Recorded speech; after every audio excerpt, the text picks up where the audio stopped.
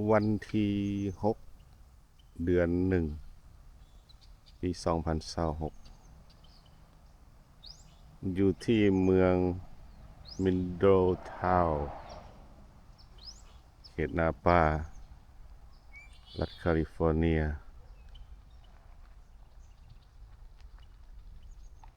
บรรยากาศตอนนี้เป็นที่พักผ้าอาศัยของ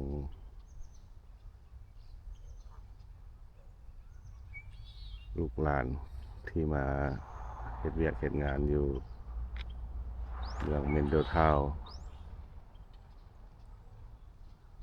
พระเจ้าได้มาเยี่ยมยามลูกหลานแต่มื้อวานมื้อก่อน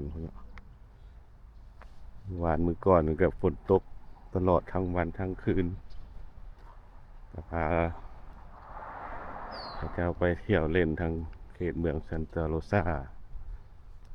จับจ่ายใช้สอยช้อปปิ้งมื้อนี้ก็สิได้เตรียมตัวเดินทางกลับบ้านแล้วอันนี้เป็นที่พักของเพิ่น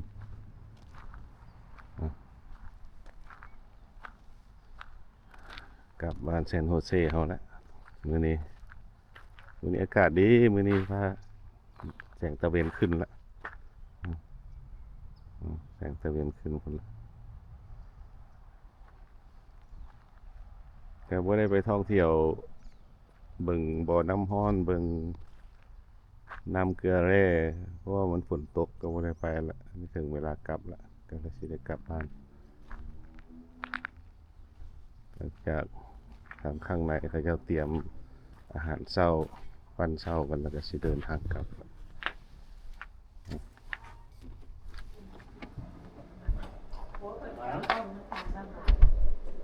อันนี้เข้ามาข้างในแล้วตอนนี้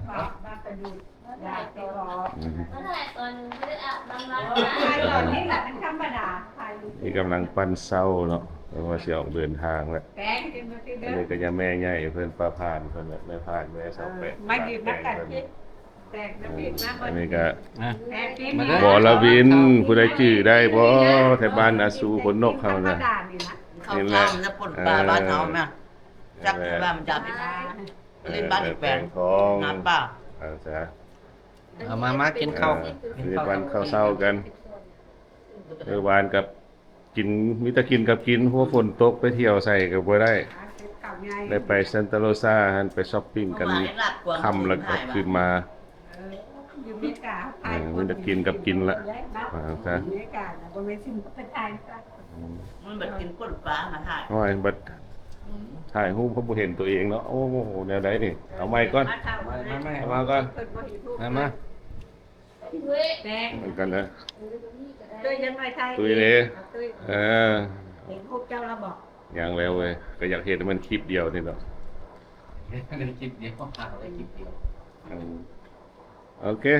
ปันข้าวเช้ากันเนาะแล้วจังหน่อยก็สิเดินทางกลับบ้านซานโฮเซเฮาละบ๊ายบายพี่น้องมานับป้าไปน้ำฮ้อนไปยังไปไล่สดปะเนี่ย